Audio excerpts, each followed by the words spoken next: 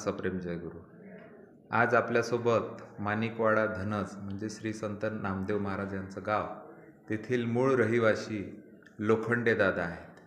आणि त्यांनी प्रत्यक्ष लहानपणी लहानोजी बाबांचं सुद्धा दर्शन घेतलेलं आहे. दादा जयगुरु. जय लहानोजी बाबा. जय लहानोजी महाराज. सर्वात आधी तुमचा टेकरीजी महाराज, श्री संत नामदेव महाराज यांना नमस्कार करतो. सर्वात आधी तुमचा परिचय द्या मला. मी विजय एकनाथराव लोखंडे, मुक्काम पोस्ट माणिकवाडा आणि जिल्हा यवतमाळ. पण सध्या मी कृषी महाविद्यालय अमरावती इथे प्राध्यापक होतो. आणि 2019 मध्ये मी रिटायर झालो आणि सध्या मी घरीच असतो. तर तुम्ही एक थोडक्यात असं सांगा, तुम्हाला तर आता सविस्तर आठवत नसावं, तुमचं लहानोजी बाबांचं दर्शन अंदाजे कोणत्या वयात झालं? मी असेल 3ऱ्या-4थ्या वर्गात असेल तेव्हा आम्हाला लहानोजी महाराज दर्शन झालं. कोणासोबत आले होते? माझ्या वडिलांसोबत, म्हणजे पूर्ण फॅमिली चालली होतो आम्ही. बरं. तर इथे 1 किंवा 2 दिवस मुक्कामी होतो. बरं. आणि माझे वडील बिमार होते.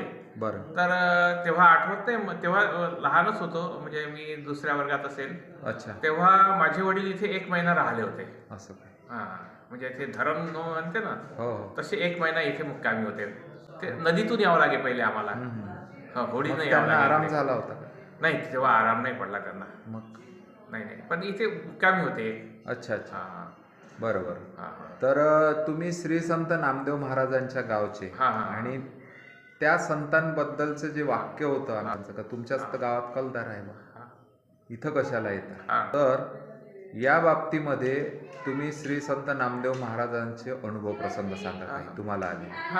तर नामदेव महाराजांचं असं होतं की आपण दर्शन केलं, एखादा शब्द टाकला त्यांना, तर तो त्यांनी जर हो म्हटलं तर 100% व्हायचं.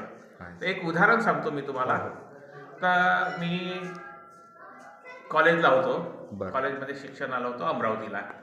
तर त्यावेळेस काय होतं की अचानक माझं पोट दुखायला लागलं अमरावतीला असताना. मग मी तिथे औषध घेतलं, औषधानं काही गुण नाही आला, पोट वाढत चाललं. मग डॉक्टरकडे परत गेलो, तर डॉक्टर म्हणे तुम्हाला अपेंडिक्स झालाय आणि याचं ऑपरेशन करावं लागतंय. तर मग ते काय झालं की थोडं औषध दिलं डॉक्टरने, आणि मग मी घाबरलो, आणि म्हणून मी गावाला परत आलो माणिकवाडला. तर आणि मग तेव्हा थोडं कमी पडलं औषधाने, आणि मग गावाला आलो, आणि दुसऱ्या दिवशी परत पोट खूप जोरात दुखायला लागलं. तर मग सकाळची वेळ होती. माझ्या वडिलांना म्हटलं मला अमरावतीला जावं लागते ना, ऑपरेशन केल्याशिवाय इलाज नाही आहे, माझी त्याला सहन होत नाही. तर माझे वडील काय म्हणते, तर चाललाय तर नामदेवाजवळ जाऊन ये म्हणते. मी म्हटलं आता देवाजवळ आता माझ्याच्यानं होत नाही म्हटलं जाणं, तर आता कशाला जायचं म्हटलं, नाहीतरी ऑपरेशनच करायला लागते. तर माझ्या वडिलांनी मला हट्ट केला, एकदा तू जाऊन तर ये. आणि मग मी गेलो दर्शनाला. नामदेवा असं एक बंगळी होती, बंगळीवर झोपले होते. तर देवा म्हटलं माझं पोट दुखते. अरे तुझ्या पोटात तर पोंगा आहे रे म्हणे. तिथे एक दोरी होती, ते दोरीची गाठ सोड म्हणे. आणि ती दोरीला मग तेव्हा गाठ सोडण्यासारखी नव्हती ती, तर मी हात लावला फक्त, आणि घरी आलो. घरी येईपर्यंत पूर्ण पोट बसलं माझं. तुम्हाला सांगताना गळीवरून आलं अक्षरशः. म्हणजे पहा, जो आणि तेव्हापासून अजून पोट दुखलं. हा किती मोठा आशीर्वाद बाबांचा. तर हा फार म्हणजे प्रत्येक कोणाला कळेल असा आशीर्वाद आहे. तर अजून एक मोठा दुसरा आशीर्वाद सांगतो. मी पंजाबराव कृषी विद्यापीठामध्ये नोकरीवर होतो, आणि त्यावेळेस काय होतं, तिथे मला 5-6 वर्ष झाले होते. आणि 5 वर्षानंतर वरची जर पोस्ट भेटली तर एकदम मोठी सॅलरी भेटायची प्राध्यापकासारखी. तर 5,000 रुपये पगारात फरक पडायचा तेव्हा. पण मला त्याच वेळेला स्टेट गव्हर्नमेंटची एक नोकरी आली, कृषी अधिकारी म्हणून. त्याचा इंटरव्ह्यू दिला होता, आणि त्याची मला नोकरी आली. मग आता जी पंजाबराव कृषी विद्यापीठामध्ये सुपरवायझर म्हणून होतो मी, तर त्या पगारामध्ये 4-5 हजाराचा फरक पडणार होता.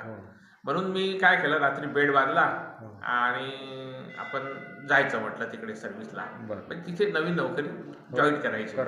पण मग काय केलं की नामदेवावर इतका भरोसा माझा, मग नामदेवाचं दर्शन घेऊ म्हटलं आपण. इथेच जर आपल्याला एक प्रमोशन भेटलं तर त्यापेक्षा जास्त पगार भेटतो.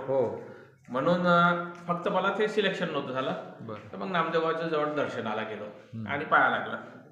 देवाला प्रत्यक्षच सांगितलं की मला ही नोकरी आली आहे आता, आणि आता ही माझी जुनी नोकरी आहे, याच्यामध्ये 4-5 हजाराचा फरक पडू शकते, पण मला इथेच जर प्रमोशन भेटलं, जिथे मी नोकरी करतोय हे इथेच जर प्रमोशन भेटलं तर मला जास्त फायदा होणार आहे. तर देवा तुम्ही सांगा मला, मी जायचं का तिकडे?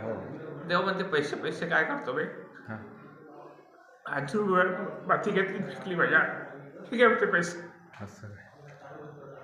आणि मला तिथून मग 2-3 वर्षातच ही नोकरी भेटली. तर तिथे नाही भेटली अकोल्याला, शिवाजी कृषी महाविद्यालयामध्ये प्राध्यापकाची नोकरी भेटली. तिथे ऑलरेडी सगळ्या लोकांनी एक दुसरा माणूस सिलेक्ट केला होता. तर नाव नाही सांगत मी त्याचं. बरोबर. पण त्याचं काही कारणामुळे त्याचं मला ऑर्डर काढण्याच्या वेळेस काही कागदपत्र कमी पडले, आणि मग म्हणून माझी नियुक्ती झाली. आणि तिथूनच रिटायर झाला. तिथूनच रिटायर झालो मी. आता मला जवळपास 97,000 रुपये पेन्शन भेटते. पेन्शन मिळते.